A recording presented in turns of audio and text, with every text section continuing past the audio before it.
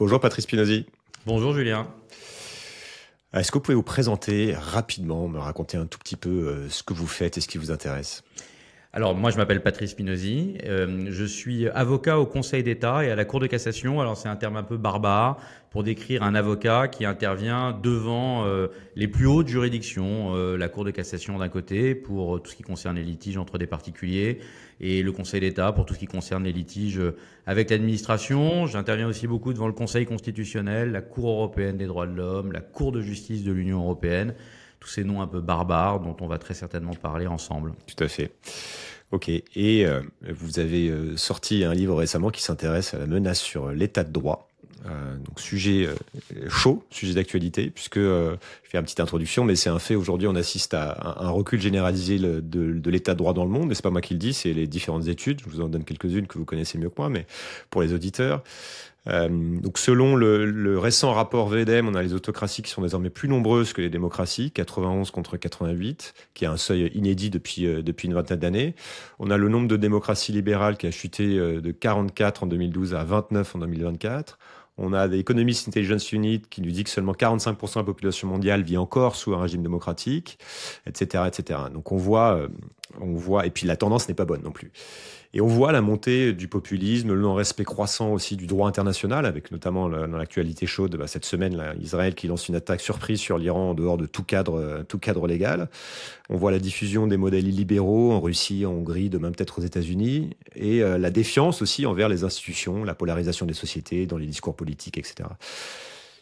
Question large pour commencer. Qu'est-ce que tout ça nous dit de notre époque ? Et quelles sont, selon vous, les forces à l'œuvre derrière cette tendance mondiale, en fait, et qu'est-ce qui la structure, globalement? Alors ce que ça nous dit, c'est quelque chose d'assez inquiétant. C'est un peu la raison d'ailleurs un peu de mon cri d'alarme que j'exprime dans ce livre. En Occident, en tout cas, on a toujours vécu, depuis la Deuxième Guerre mondiale, dans un régime qui était la démocratie libérale. Et ce régime, il a été constitué après la guerre, dans le cadre de la reconstruction européenne. Il y a eu la nécessité d'offrir un cadre démocratique pour l'Europe qui venait de se déchirer. Et dans ce cadre démocratique, il y avait évidemment le fait qu'il y ait des parlements qui soient élus et des responsables politiques qui soient élus, mais aussi que ces parlements puissent intervenir dans le cadre d'un certain nombre de grands principes sur lesquels on était tous d'accord. L'idée, c'était de recréer une démocratie avec des libertés, la liberté d'expression, la liberté d'aller et venir, la liberté d'avoir un droit à un procès équitable. Et donc, on a fait des grandes chartes, on a fait la Convention européenne des droits de l'homme, et on a dit, si vous voulez être en démocratie, il faut que vous garantissiez ces libertés. Et le problème, c'est que ce système qu'on a toujours connu, eh bien, aujourd'hui, il tourne un peu à vide. Voilà. On voit bien que il y a un certain nombre de personnes qui considèrent que ça ne leur va plus, ou en tout cas, ils n'en tirent plus le bénéfice. Et donc, ils ont envie d'autre chose et ils ont besoin d'autre chose. Et alors, tout ça est miné par ailleurs par des inquiétudes relatives à des questions relatives à l'immigration ou à l'insécurité, qui fait qu'un certain nombre de personnes sont prêtes à avancer vers d'autres modèles qui sont des modèles plus autoritaires.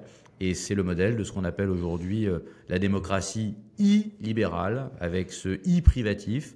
Ça n'est pas une dictature, ça n'est pas une démocratie, c'est un entre-deux. Et c'est ça aujourd'hui auquel nous sommes confrontés en Occident et en France en particulier. Alors parler de droit et d'état de droit, en fait, c'est quand on commence à s'intéresser au sujet, c'est vite très subtil. Et d'ailleurs, c'est aussi pour ça que c'est assez dangereux et assez friable, parce qu'on maîtrise très très mal ces notions. On ne sait pas comment fonctionne notre État, quelles sont les différentes institutions qui protègent tout ça. Donc c'est intéressant de commencer un petit peu par poser le cadre. Comment est-ce qu'on définit un état de droit et pourquoi est-ce que c'est une notion qui est à ce point essentielle en fait dans une démocratie?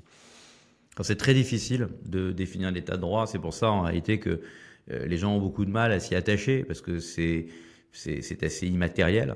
En tout cas, dans mon livre, ce que je fais, c'est que je commence justement par une définition en creux, en disant, c'est compliqué de définir l'état de droit, donc je vais vous montrer ce que c'est qu'un état sans droit.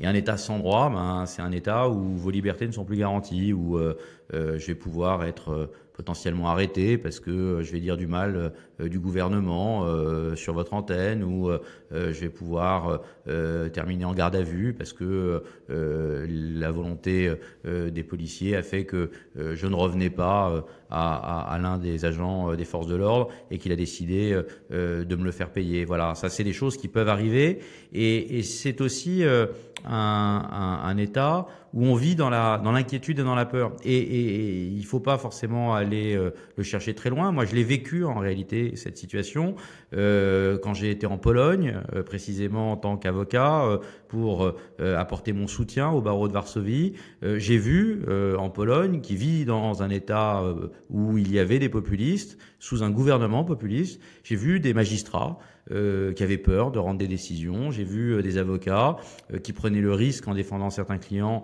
d'avoir des poursuites disciplinaires.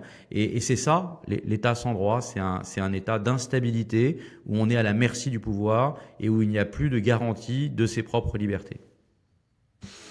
Et qu'est-ce qui structure alors quand c'est fonctionnel, puisque tout ça a été pensé pendant des décennies par énormément de philosophes, de personnalités politiques, ça s'est construit au fur et à mesure, et chaque pays a des subtilités différentes, mais quelles sont les règles principales qui garantissent le fonctionnement, on va dire, générique d'un État de droit? Qu'est-ce qu'on retrouve en commun dans tous les États de droit? Alors, ce qu'on retrouve systématiquement en commun dans un État de droit, qui est très lié à la notion de démocratie, c'est la séparation des pouvoirs. Voilà. L'idée fondamentale, c'est que pour qu'il puisse y avoir un État de droit, pour qu'il puisse y avoir une démocratie, c'est qu'il y ait une différence et une distinction entre les différents organes du pouvoir. D'un côté, il y a le pouvoir exécutif. Chez nous, en France, c'est le président de la République et le Premier ministre et le gouvernement. C'est celui qui exécute les lois.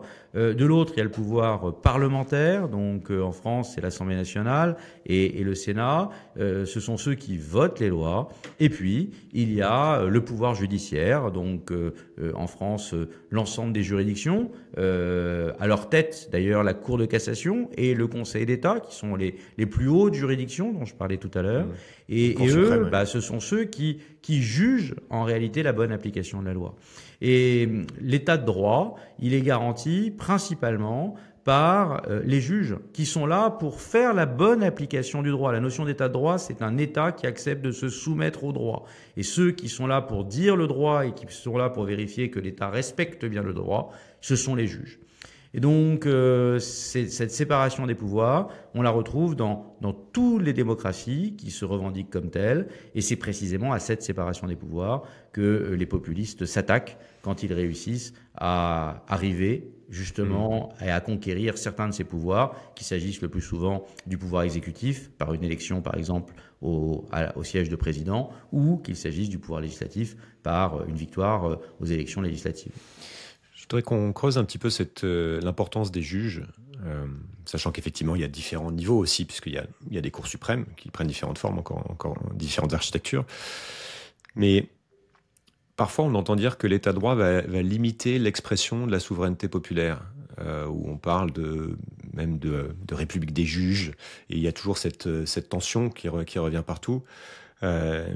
Et qui est souvent mal comprise. Donc, et de fait, quand on lit dans votre livre, le rôle aussi de la justice, c'est de limiter justement le pouvoir du peuple indirectement. Est-ce que vous pouvez expliquer cette subtilité ?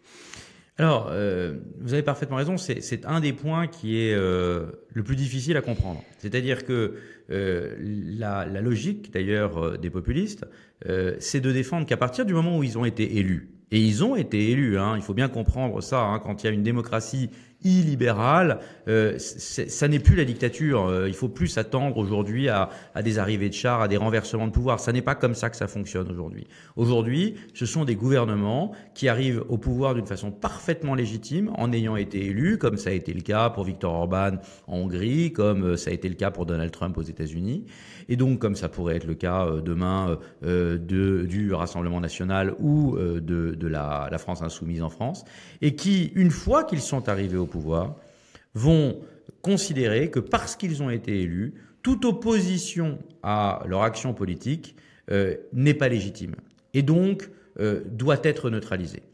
Et c'est là où nous ne sommes pas d'accord, les populistes, et en tout cas moi, et tous ceux qui défendent la démocratie libérale. La démocratie libérale, c'est le droit de la contestation. Ça n'est pas la tyrannie de la majorité au seul motif que cette majorité a été élue. Il y a des droits pour les minorités politiques, il y a des droits pour les minorités citoyennes au sein d'une démocratie. Et donc, on voit bien que le risque, il est celui-là, c'est-à-dire l'arrivée au pouvoir d'un gouvernement qui, parce qu'il aura été élu, considérera que tout contre-pouvoir à son action est illégitime et, dans ces conditions, ne doit pas être appliqué. Au premier chef, le contre-pouvoir naturel du politique et le gardien naturel de l'état de droit, à savoir l'autorité judiciaire. Et on voit que c'est contre-intuitif justement et que beaucoup de plus en plus jouent là-dessus. Je voudrais qu'on parle du populisme aussi pour bien comprendre ce dont il s'agit. Et je vais lire un passage qui est l'introduction de votre chapitre sur le sujet, enchaîné par une question. Vous dites, à l'origine, pensée révolutionnaire de gauche, le terme populiste renvoie aujourd'hui essentiellement à une théorie politique, aussi bien de gauche que de droite, on y reviendra, qui oppose le peuple souverain, seul titulaire de la légitimité, aux élites politiques, économiques, médiatiques ou intellectuelles, accusées d'accaparer le pouvoir et les richesses pour leurs propres bénéfices. Une telle doctrine suppose que la volonté générale peut s'exprimer et s'appliquer spontanément dans la démocratie directe et rejette donc les autorités indépendantes et les institutions non élues, telles que les cours suprêmes. Tout transfert de la souveraineté vers des autorités extérieures, notamment supranationales, est dès lors inacceptable. Le populisme est un protectionnisme, notamment national. Le rôle du parlementaire devrait se limiter à la mise en œuvre exacte de la volonté du peuple. Donc c'est précisément ce que vous venez de dire. Mais je voudrais encore une fois m'attarder là-dessus, parce que c'est quelque chose qui va être essentiel pour les années à venir, justement. En quoi cette posture ouvre la voie à des dérives potentielles? Parce qu'encore une fois, on se dit en quoi vouloir appliquer la volonté du peuple serait un problème. Alors, vouloir appliquer la volonté du peuple, en soi, ça n'est pas un problème. Ce qui est un problème, c'est de vouloir dévoyer la volonté du peuple au service d'une cause politique. À partir du moment où j'ai été élu, je vais l'être sur un programme que je vais mettre en œuvre. Et en réalité, il peut y avoir des obstacles à ce programme. Et ces obstacles, ce sont des obstacles institutionnels. C'est-à-dire que si, par exemple, vous décidez demain de vous faire élire avec comme programme le rétablissement de la peine de mort en France, eh bien, quand bien même vous auriez eu une majorité des citoyens qui auraient été pour le rétablissement de la peine de mort, il y a des limitations à votre action parce qu'aujourd'hui, il est considéré, en tout cas en Europe, qu'on ne peut pas se prétendre une démocratie libérale tout en reconnaissant la peine de mort. Donc, cela vaut aussi, par exemple, sur des hypothèses relatives au principe d'égalité. Si demain, vous faites élire avec un programme qui tendrait à supprimer le vote des femmes, eh bien, de la même manière, vous ne pourriez pas le mettre en œuvre. Et donc, on voit bien que effectivement, il y a une limitation en réalité à la volonté de la souveraineté populaire, qui naît du fait que, à partir du moment où certaines propositions seraient-elles soutenues par la majorité, vont à l'encontre du contrat social qui a été voulu par l'ensemble des citoyens, eh bien, il y a une situation qui est une situation de blocage. Et je vous dirais que, je l'ai dit tout à l'heure, ce système, il a été pensé après la Deuxième Guerre mondiale. Pourquoi ? Parce que on a vu que pendant l'entre-deux-guerres, donc dans les années 30, on a vu la montée des nationalismes, on a vu la montée de législations qui étaient soutenues par potentiellement une majorité de la population, porter atteinte de façon extrêmement grave à des libertés fondamentales. Et on a vu comment le populisme était susceptible d'être dévoyé et de glisser vers des régimes qui sont des régimes autoritaires. Et c'est ça ce que l'on cherche à éviter aujourd'hui, c'est que des personnes qui soient parfaitement légitimement élues instrumentalisent la volonté du peuple qui les a mis au pouvoir pour asseoir leur volonté privée et petit à petit priver les citoyens d'un très grand nombre de libertés qui normalement devraient leur être garanties. Et c'est là encore une fois que c'est extrêmement subtil. On pourra peut-être y revenir de manière concrète sur les risques sur un pays comme la France, puisque On voit qu'il y a des choses qui vont être, entre guillemets, gravées dans le marbre, qui sont dans la Constitution ou qui sont même au niveau européen, parce qu'il y a différents échelons en ce qui nous concerne, sur lesquels il y a des tensions. Par exemple, vous citez l'exemple d'interdire les femmes d'avoir le droit de vote, donc qui aujourd'hui serait, entre guillemets, inconstitutionnel, en fait, qui va à l'encontre de la charte des droits de l'homme et de la femme, si j'ai bien compris. Si quelqu'un est élu sur ce programme par une majorité, on arrive là à une espèce de tension entre un principe qui aura été érigé à un moment donné et gravé dans le marbre dans la Constitution et une nouvelle volonté du peuple. Comment, là encore, pourquoi le peuple à un moment T ne serait pas légitime pour dire on revoit la Constitution ou on sort de certains accords qu'on avait pu signer, puisque c'est intéressant encore une fois de creuser là-dessus, parce que c'est ce qui est en train de se passer dans plusieurs pays, justement, cette tension. Alors tout à fait, il y a une tension qui est créée précisément dans certains pays et qui est instrumentalisée précisément par des partis qui sont des partis populistes. C'est exactement ce qui se passe aujourd'hui en France, c'est aussi ce qui se passe aux États-Unis. Pourquoi ça n'est pas une bonne idée? Parce que en réalité, à partir du moment où on considère que au seul motif que le peuple a voté pour une loi, qu'elle est légitime et qu'elle doit être mise en œuvre, eh bien, on voit bien le risque que une majorité de personnes limite les droits d'une minorité. Et ça n'est plus la démocratie. En fait, si on est dans la logique qui est celle des populistes, qui est de dire il y a des libertés, il y a des droits, mais il faut les reconnaître uniquement à certaines personnes et pas à tout le monde, eh bien, on prend le risque, en réalité, que la majorité élue tyrannise la minorité. Or, nous sommes tous les minoritaires de quelqu'un. Et d'ailleurs, ce que l'on voit systématiquement dans les pays qui sont sous un gouvernement populiste, c'est la restriction des droits des opposants politiques. Donc, lorsque vous opposez à la volonté du gouvernement, vous êtes mis en cause, vous êtes surveillé et vous pouvez être contraint. De la même manière, c'est systématiquement les restrictions aux droits des minorités ethniques. Les étrangers sont évidemment les premières cibles des gouvernements populistes, mais pas que les minorités ethniques, il y a aussi les minorités sexuelles. Très souvent, les mouvements LGBT+, sont contraints, limités dans leurs moyens d'expression et leur développement par les gouvernements populistes. Et donc, on voit bien qu'on est en train de glisser au seul motif qu'il y aura eu un fait majoritaire qui sera d'accord avec la volonté du gouvernement vers un pays, ou en tout cas une forme de gouvernement qui n'est plus ce qui correspond à une démocratie telle qu'elle a été pensée, ou en tout cas telle qu'elle a été voulue, c'est-à-dire une démocratie qui respecte la liberté de chacun de ses citoyens.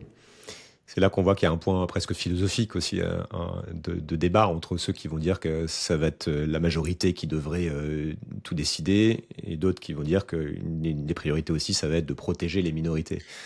Mais bien sûr, mais moi ce que je veux dire, et c'est vraiment le fondement en fait du livre que j'ai écrit, en réalité, je pense qu'il y a beaucoup de gens qui sont prêts à voter pour des gouvernements populistes, ou en tout cas, vous l'avez dit, il y a une montée aujourd'hui en puissance des populistes, et ça répond à une insatisfaction des citoyens qui se disent on m'a toujours expliqué qu'il fallait qu'on reste en démocratie libérale.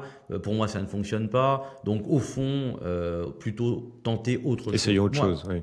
Moi, ce que je dis à ces gens-là, dont le ressentiment est parfaitement légitime, c'est que je sais qu'ils sont en train de lâcher la proie pour l'ombre. C'est-à-dire que, en croyant gagner plus de sécurité, en croyant gagner plus de confort, en réalité, ils sont en train de s'aliéner eux-mêmes à un gouvernement qui, en réalité, à court, voire à moyen terme, portera atteinte à leur liberté.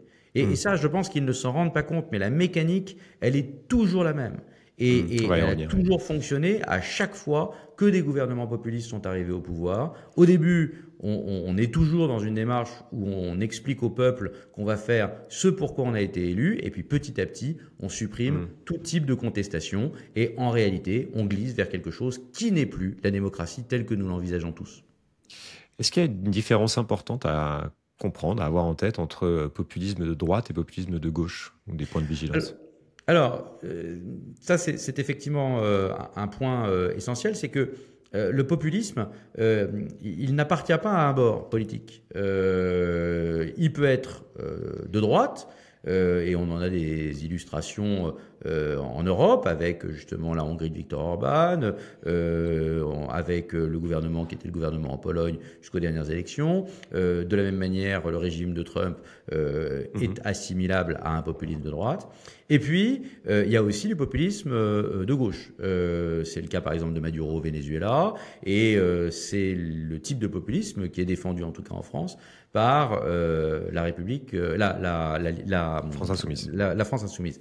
Et donc, on voit bien que dans les deux cas, on est sur une même logique, c'est-à-dire une opposition entre, d'un côté, la volonté du peuple et des élites qui accapareraient le pouvoir au détriment du peuple. Alors, dans le populisme de droite, les élites, c'est plutôt les élites intellectuelles, juridiques et administratives. Et dans le populisme de gauche, c'est plutôt les élites économiques et financières. Mais la démarche, elle est la même. C'est-à-dire qu'on retrouve dans les deux cas la volonté d'instaurer un régime fondé initialement sur l'élection et sur la volonté du peuple, et qui refuse tout type de contestation une fois qu'il est élu. Donc, il est très attentif de combattre aussi bien le populisme de gauche que le populisme de droite.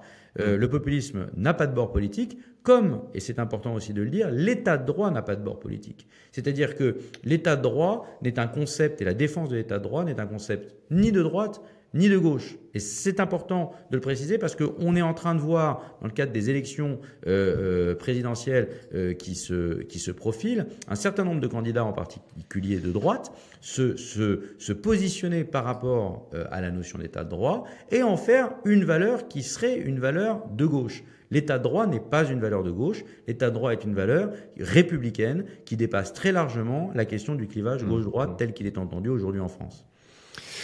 Ouais, là encore, il y a plein de subtilités, on n'a pas le temps de creuser, mais qu'est-ce qui distingue fondamentalement une démocratie illibérale d'une démocratie réelle? Quels sont les signes aussi qui doivent nous alerter, en fait, voilà, que la démocratie, en fait, n'est plus formelle? Bien, vraiment, le signe de la démocratie libérale, c'est, on l'a dit, hein, c'est le refus de la contestation. C'est le refus de l'opposition institutionnelle. Donc, à partir du moment où vous avez un gouvernement qui n'accepte pas d'être critiqué ou d'avoir des blocages à son action, vous savez que vous êtes en train de glisser dans une démocratie libérale. Alors, des exemples concrets.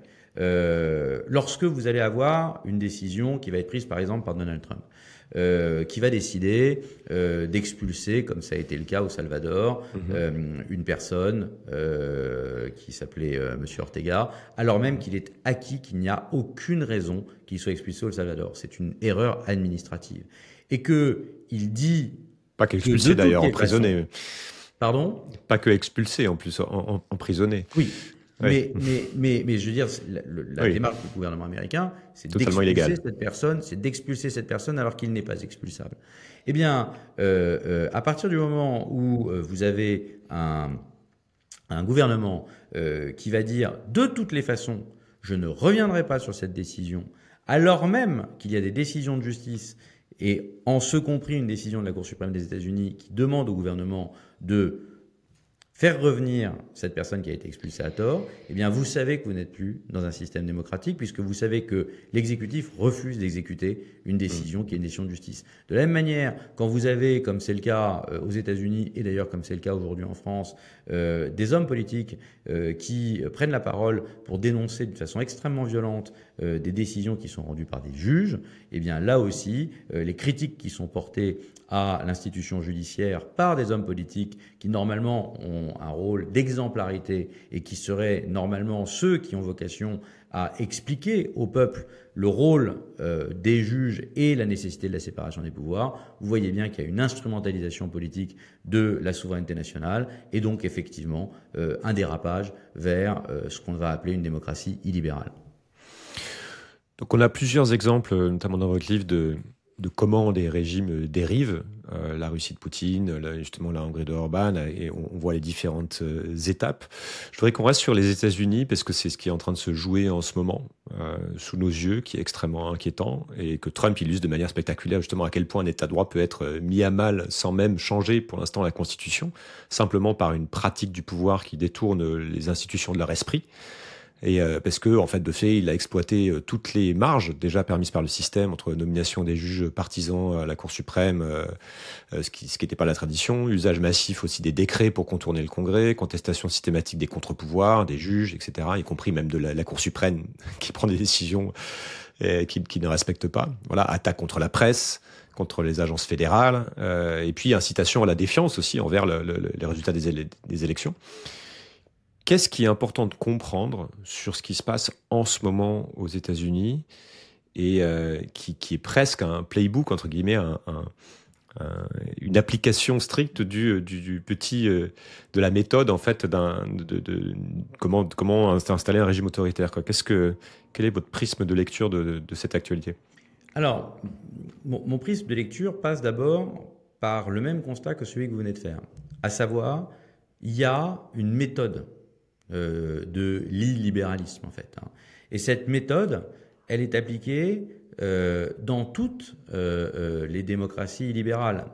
Les mécaniques qui ont été utilisées par Viktor Orban sont les mêmes que celles qui sont utilisées aujourd'hui par Donald Trump.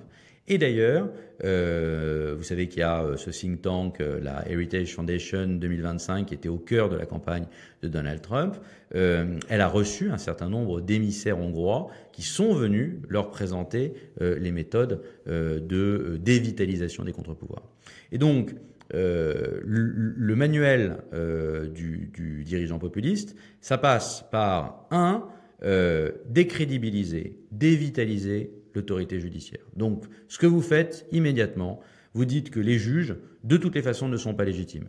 Ils ne sont pas élus, vous avez été élus. Et donc, il est totalement anormal qu'ils viennent s'opposer à leur action.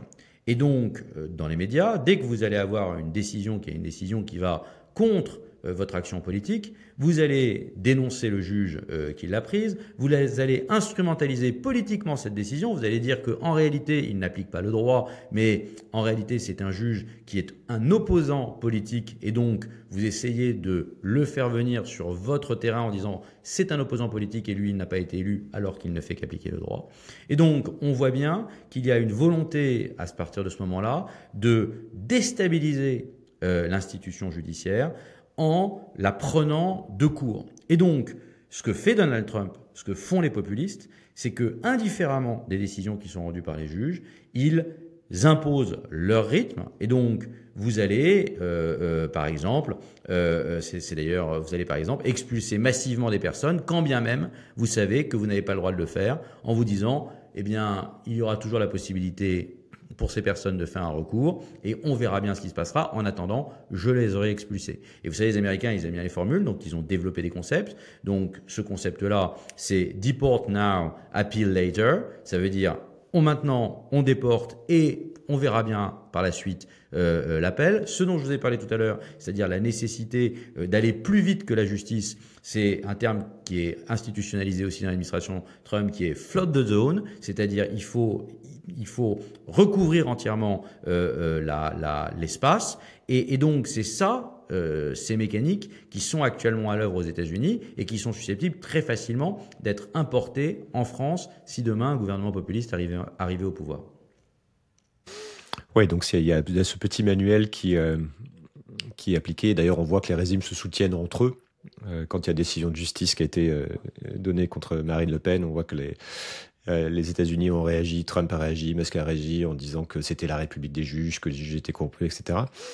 Où est-ce qu'on place la limite entre ce qui relève d'une critique légitime des juges et ce qui relève d'une attaque justement contre l'indépendance du pouvoir judiciaire, puisque là aussi ça peut être subtil. Alors, votre question est parfaitement juste parce que il est totalement normal de pouvoir critiquer une décision de justice. C'est la liberté que vous avez, évidemment, en votre qualité de parti, de ne pas être d'accord et de manifester une opposition à l'égard d'une décision de justice. En revanche, ce qui est le ferment du populisme, ça n'est pas de critiquer une décision de justice, c'est de critiquer le juge qui l'a rendue. C'est-à-dire, non pas remettre en cause la solution qui a été prise, mais celui qui a pris la solution. À partir du moment où vous dites le juge qui a décidé, en fait, n'est pas impartial. En fait, il est mon opposant politique, ou en tout cas, il refuse de faire application du droit, ou en tout cas, il a tordu le droit à son bénéfice parce que il a un agenda qui lui est propre. À partir de ce moment-là, vous prêtez les intentions qui sont des intentions au juge qu'il n'a pas. Il n'est là que pour appliquer la loi. Et à partir de ce moment-là, eh bien, vous sapez la confiance et la légitimité de l'institution judiciaire et donc vous portez atteinte à l'état de droit. Est-ce qu'il y a une faille dans le système? On va prendre les États-Unis comme exemple, dans le système américain, puisque quels sont les recours, en fait, si le pouvoir exécutif refuse d'obéir au judiciaire? Et est-ce que ça nous dit que les États-Unis sont en train de glisser clairement vers une démocratie illibérale? Et je peux étendre la question à cette notion de force contre droit, puisqu'on voit aussi qu'à partir du moment où un État ne respecte plus le droit international, à partir du moment où on ne veut pas rentrer en guerre contre lui, on ne peut pas lui imposer de sanctions qui vont le blesser, entre guillemets, on est un peu limité. Donc voilà, et on peut rester sur les États-Unis. En fait, est-ce que on a l'impression qu'il n'y a pas de recours pour l'instant de la part de l'opposition, qu'ils ne savent pas trop quoi faire et que ça déroule, quoi? Mais c'est toute la difficulté, en réalité, de la lutte contre les gouvernements populistes, c'est que le seul moyen, en réalité, de les renverser passe par l'élection. C'est-à-dire que, comme de toutes les façons, ils refusent d'accepter les limites à leur action. C'est-à-dire que vous pouvez toujours faire des recours si de toutes les façons l'administration, comme c'est le cas pour certaines décisions de l'administration Trump, dit « je n'exécuterai pas les décisions de justice qui sont rendues contre moi », eh bien, vous n'avez pas d'autre choix que d'espérer qu'il y ait une prise de conscience de la part des électeurs et que les électeurs décident de changer le gouvernement. Et d'ailleurs, il sera très intéressant de voir quel sera le résultat des élections de midterm aux États-Unis pour voir justement si ce soutien officiellement que Trump revendique d'avoir maintenu une volonté qui est une volonté populaire qui concerne l'ensemble des États-Unis est encore réelle après 2 ans de sa présidence. Mais il n'y a pas de recours évident. Évidemment, dans cette balance que vous évoquez, force contre droit, Donald Trump, en tout cas, il joue à fond cette carte-là. Il le joue en interne, en imposant sa volonté à son administration d'une façon extrêmement violente, et il le joue en externe, dans les relations internationales, dont on voit de la même manière que parce qu'il est très puissant, parce qu'il représente les États-Unis, eh bien, il peut se permettre, ou en tout cas, il considère qu'il peut se permettre de ne pas respecter les règles du droit international. Mais ce qui est terrible, c'est que en faisant ça, c'est toujours des raisonnements qui sont des raisonnements extrêmement court-termistes, qui mettent à mal l'ensemble de la structure. Les coûts qui sont portés à l'état de droit aux États-Unis, comme les coûts que Donald Trump porte au droit international et à la cohésion internationale, ce sont des coûts qui sont susceptibles de remettre en cause les fondements même de notre structure occidentale et le risque qu'il prend en fait en fragilisant ces structures, eh bien, c'est de briser l'union de l'Occident, c'est de briser les alliances, c'est de briser l'union des Américains et potentiellement c'est le retour de l'insécurité, de l'instabilité et peut-être même de la guerre. Oui, puisque tout ça repose sur la confiance finalement. Et à partir du moment où on commence à éroder la confiance et on montre que nous-mêmes on n'est pas capable de respecter nos propres principes, il y a un problème effectivement d'exemplarité aussi. Parlons de la France, puisqu'on aime à voir la France comme une démocratie solide avec des institutions républicaines éprouvées. Et pourtant, on observe, pareil, une montée des discours défiants envers les institutions, envers les décisions de justice, des remises en cause aussi des contre-pouvoirs, donc avec en parallèle le même phénomène qu'ailleurs, c'est-à-dire une polarisation croissante du débat public. Quel est votre diagnostic sur l'état de droit en France et sur sa solidité et sur les attaques actuelles? Alors, d'abord, si on parle de la France, il y a plusieurs choses qu'il faut préciser. La première, c'est que, je l'ai dit, l'état de droit, il est garanti par la séparation des pouvoirs. Bon. Et en France, il faut savoir en tout cas, que la Constitution de la Ve République donne beaucoup de pouvoir au président de la République et au Premier ministre, qui est le chef du gouvernement. Et donc, potentiellement plus que dans d'autres pays. Je pense qu'on ne se rend pas compte à quel point notre Constitution donne des pouvoirs institutionnels étendus en France, quasiment équivalents à ceux des États-Unis, en tout cas très certainement beaucoup plus étendus que ceux des autres pays européens. Et donc, le risque en France, il est d'autant plus fort qu'à partir du moment où, par le jeu de l'élection, un leader populiste arriverait au pouvoir et donc conquerrait à la fois le pouvoir exécutif en devenant président de la République et le pouvoir judiciaire en gagnant la majorité absolue aux élections législatives, eh bien, il aurait à sa main un arsenal législatif qui lui permettrait extrêmement facilement d'abord de contraindre toute une partie de la population et de la surveiller de la même manière et de porter atteinte aux libertés pour asseoir sa propre légitimité et pour assurer sa pérennité dans son action. Et ça, c'est ça ce qui, à mon sens, est extrêmement dangereux et qui fait le particularisme de la France, c'est que le risque de basculement, il est d'autant plus important que les pouvoirs qui sont reconnus à l'exécutif sont institutionnellement extrêmement forts. Il y a moins de contre-pouvoirs qu'ailleurs, c'est ça? Si on met des populistes au pouvoir, ça peut aller assez vite. Non seulement il y a moins de contre-pouvoirs, et il y a plus de pouvoirs spécifiques reconnus au président de la République. Par exemple, en France, le président de la République ou le chef du gouvernement a la possibilité de recourir à des états d'urgence. On l'a vu d'ailleurs, c'est ce qui s'est passé après le Bataclan, c'est ce qui s'est passé aussi après la crise du Covid-19. L'état d'urgence, il n'existe absolument pas partout. L'état d'urgence, c'est dans notre Constitution la possibilité pour le président et au gouvernement de se faire octroyer des droits que normalement il n'a pas et qui lui permet de porter atteinte aux libertés de chacun. On l'a vu. On a vécu sous état d'urgence, on s'est retrouvé confiné chez nous avec la nécessité dès qu'on voulait sortir d'avoir des attestations, potentiellement d'être surveillé. Et c'est ça ce que autorise notre Constitution. De la même manière, il existe dans notre Constitution la possibilité pour le président de la République, en cas de péril grave et imminent, de se faire octroyer les pleins pouvoirs. Tout ça, ça n'existe pas forcément ailleurs. Et donc, on voit bien que notre Constitution, elle est perméable à ce qu'il puisse y avoir un leader autoritaire qui prenne le pouvoir et qui utilise les instruments de notre droit pour mettre en œuvre non pas simplement la politique qui a été voulue par le pays, mais la politique qu'il veut pour lui-même. Voilà, on a une vieille tradition française où le président de la République a un rôle qui est un rôle central et qui est plus important que dans d'autres pays. Et quand c'est le cas, il y a plus de danger d'une dérive populiste. On va revenir sur ce que vous préconisez de mettre en place pour éviter ça. Mais je voudrais parler un peu du duo sécurité et liberté, puisque ces dernières années, vous en avez parlé, mais enfin, la France a été marquée par des lois d'exception, justement des mesures antiterroristes, des dispositifs aussi de surveillance renforcée, qui en fait ne deviennent plus des exceptions, et donc souvent justifiées au nom de la sécurité. Voilà, et on a cette dialectique entre protection et liberté, qui est au cœur des tensions de toutes les démocraties, mais qu'on a vécu en France.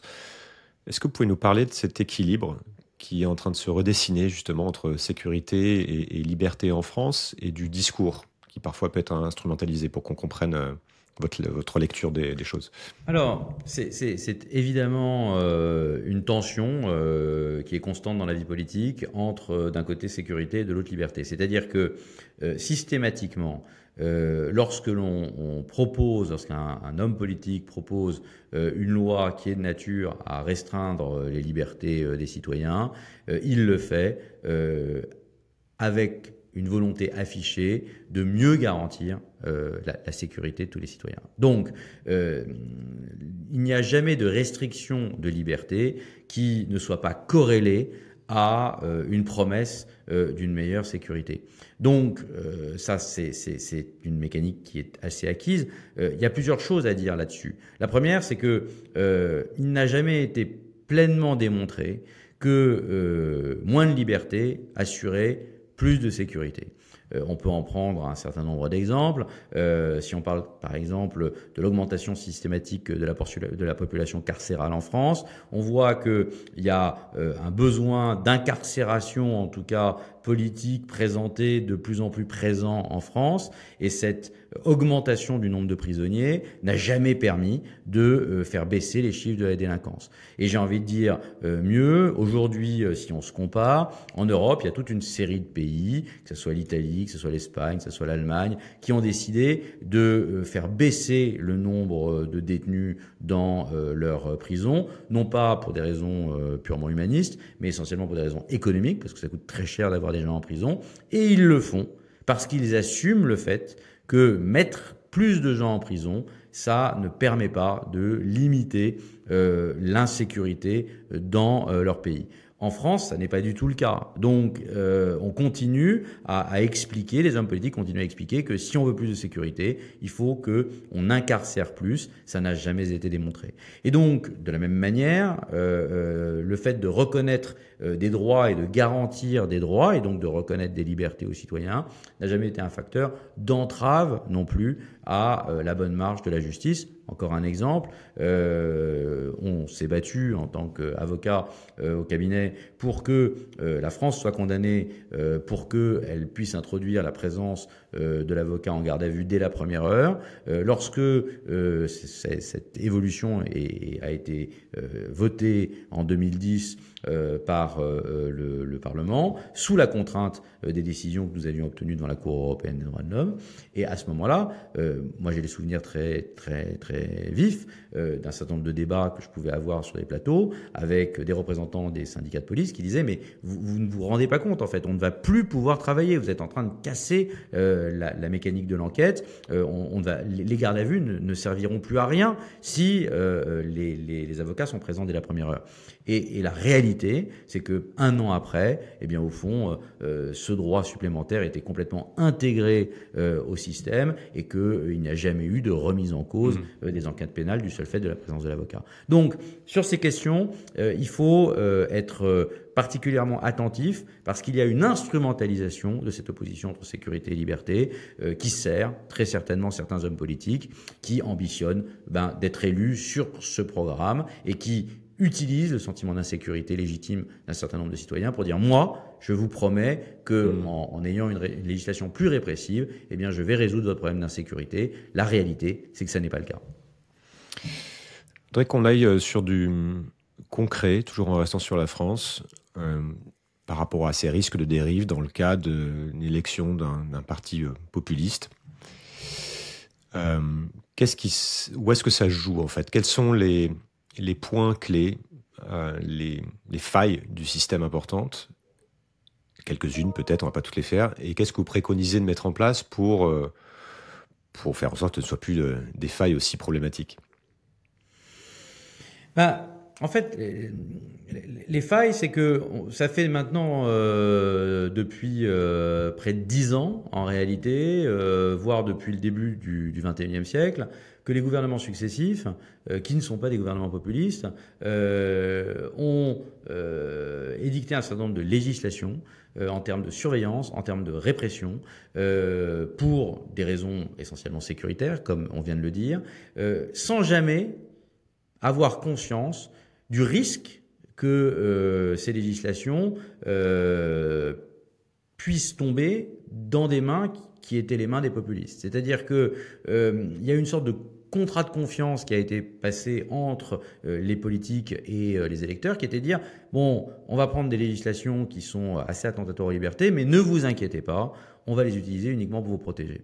Et le problème, c'est que demain, si les populistes arrivent au pouvoir, eh bien, ils vont trouver à leur main toute une série de mesures qu'ils vont pouvoir utiliser, non pas simplement pour le bien commun, mais pour servir leur intérêt et, encore une fois, pour essayer de limiter les oppositions à leur action politique. Plusieurs exemples concrets.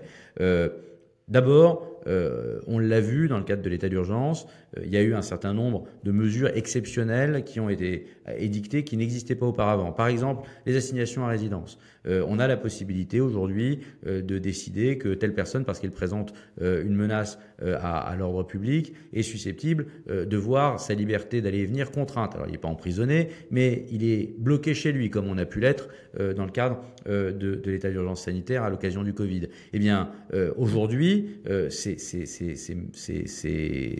mesures qui sont extrêmement attentatoires à nos libertés, elles ne peuvent être prises qu'à l'encontre d'une personne qui présente un risque d'être en lien avec une entreprise terroriste. Mais demain, il est certain qu'il sera d'abord facile d'étendre, à partir du moment où ces mesures existent dans notre droit, d'étendre ces mesures à l'hypothèse de toute personne qui présente une menace à l'ordre public au sens large, et il y aura une instrumentalisation de cette notion de menace à l'ordre public. Et donc, on prend ce risque d'être effectivement à la merci d'un gouvernement qui va vous présenter, vous décrire comme étant un danger pour son action. De la même manière, autre exemple important, la vidéosurveillance algorithmique dont je parle dans le cadre du livre. Il y a une proposition actuellement en France de pérenniser un système de caméras intelligentes. Les caméras intelligentes, c'est des caméras qui sont nourries à l'IA. Et c'est vraiment George Orwell, quoi. C'est Big Brother is watching you. C'est-à-dire que vous baladez dans la rue et en fait, on est susceptible de savoir ce que vous êtes en train d'y faire.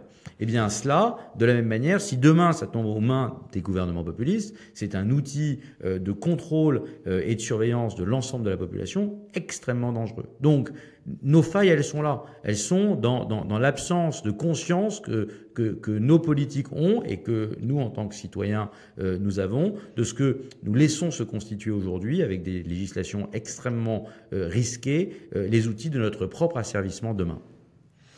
Donc la solution, ça serait que les gouvernements actuels, non populistes, prennent le taureau par les cornes et revoient tout ça.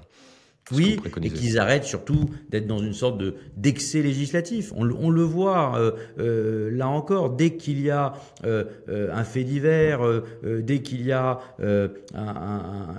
quelque chose qui agite l'opinion publique, les hommes politiques sont les premiers à proposer de nouvelles lois, toujours plus de répression. Et on le voit bien qu'en réalité, cela ne fonctionne pas en tant que tel, mais tout ça, à chaque fois, crée de nouveaux outils qui seront susceptibles d'être utilisés, le cas échéant, contre nous tous, par des gouvernements qui seraient moins empreints d'une culture des libertés que ceux qui nous gouvernent actuellement. Je voudrais qu'on dise quelques mots sur l'Europe, puisque c'est un échelon extrêmement important sur ces sujets-là. Et l'Union européenne a pu rappeler à l'ordre certains États membres. Mais ces outils, aujourd'hui, apparaissent quand même parfois limités, notamment face aux régimes libéraux qui s'enracinent.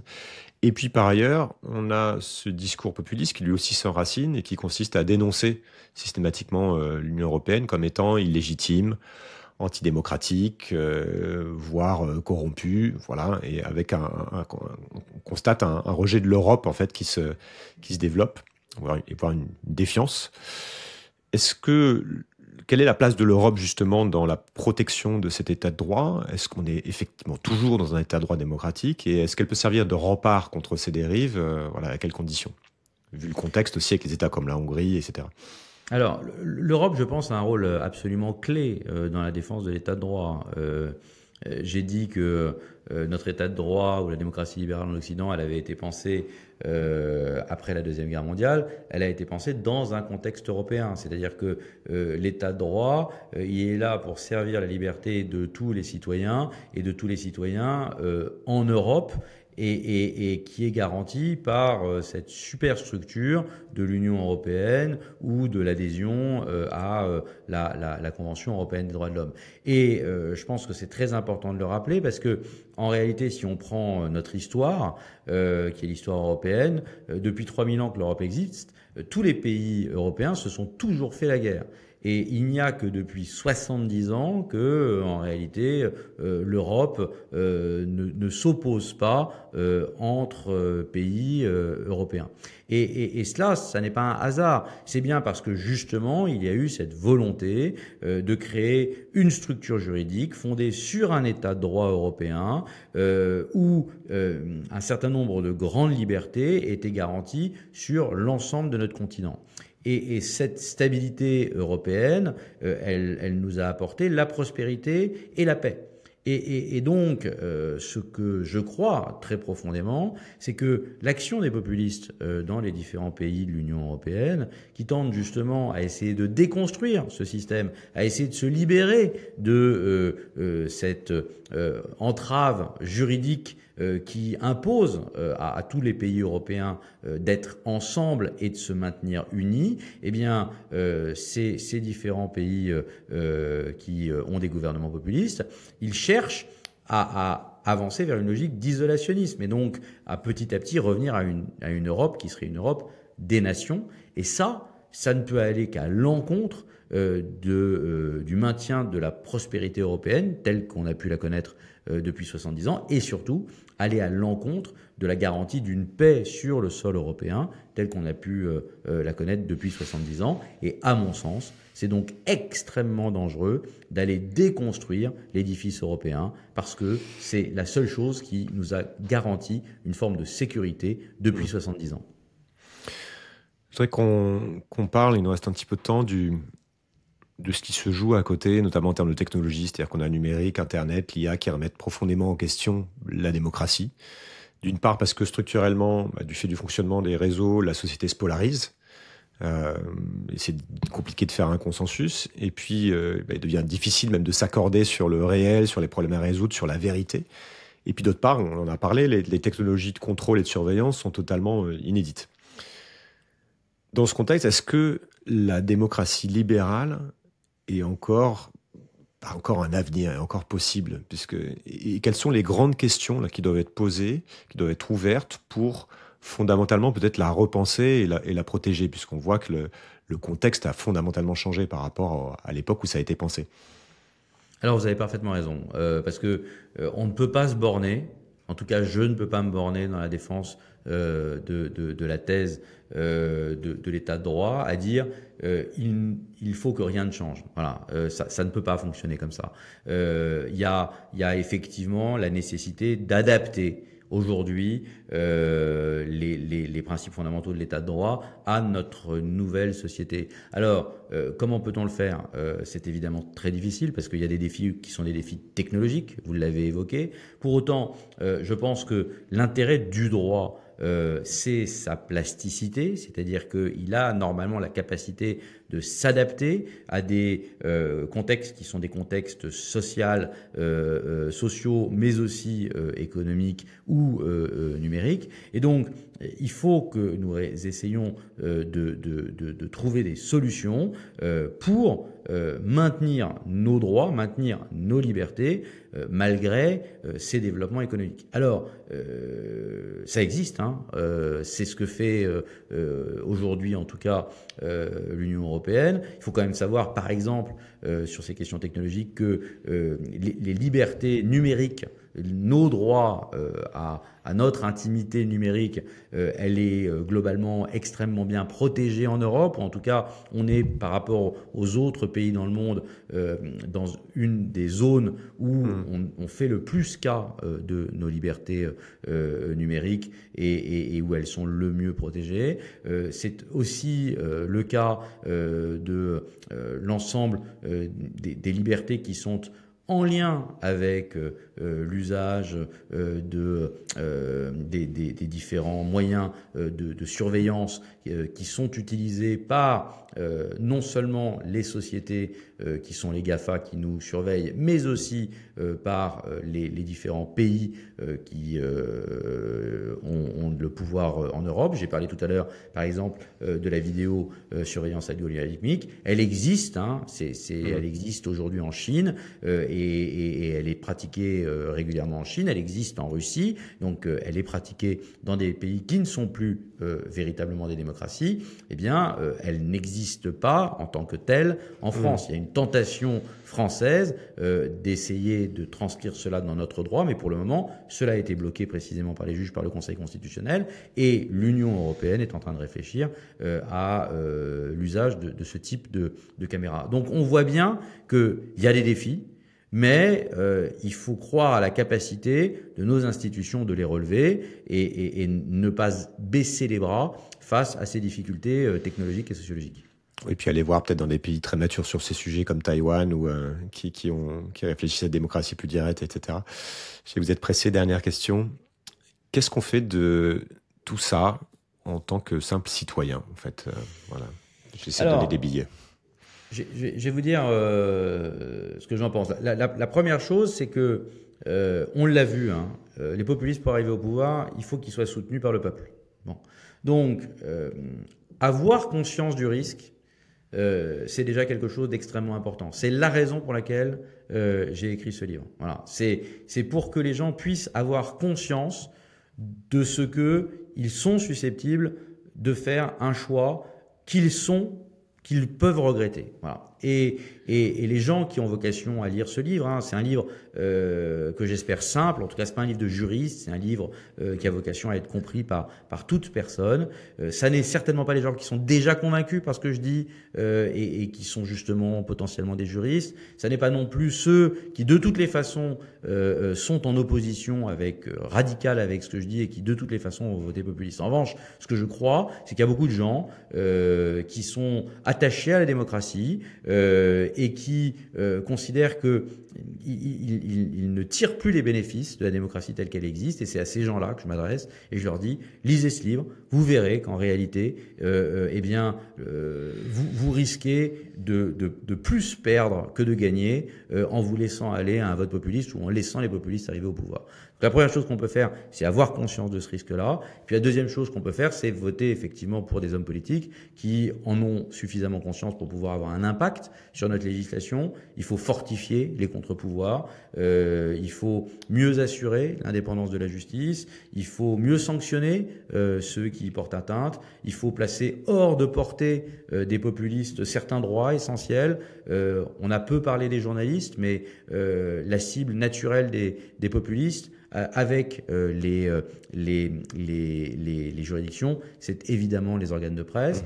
Il faut garantir l'indépendance de la presse, garantir la liberté d'expression des journalistes, il faut garantir le droit au secret, les droits de la défense, tous ces droits fondamentaux qui font qu'on vit en démocratie et qui permettent à chacun aujourd'hui, même s'il n'en a pas l'impression, de tirer les bénéfices d'un monde qui est un monde où nous pouvons nous balader dans la rue sans avoir peur d'être arrêtés.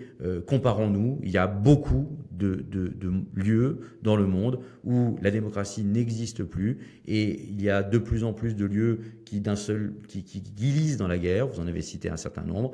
Aujourd'hui, la France reste un lieu préservé, l'Europe reste un lieu préservé. Ne gâchons pas cela, ne perdons pas cette chance en votant pour des populistes qui, à moyen terme, ne pourront pas nous assurer cette liberté à laquelle nous sommes si fondamentalement attachés.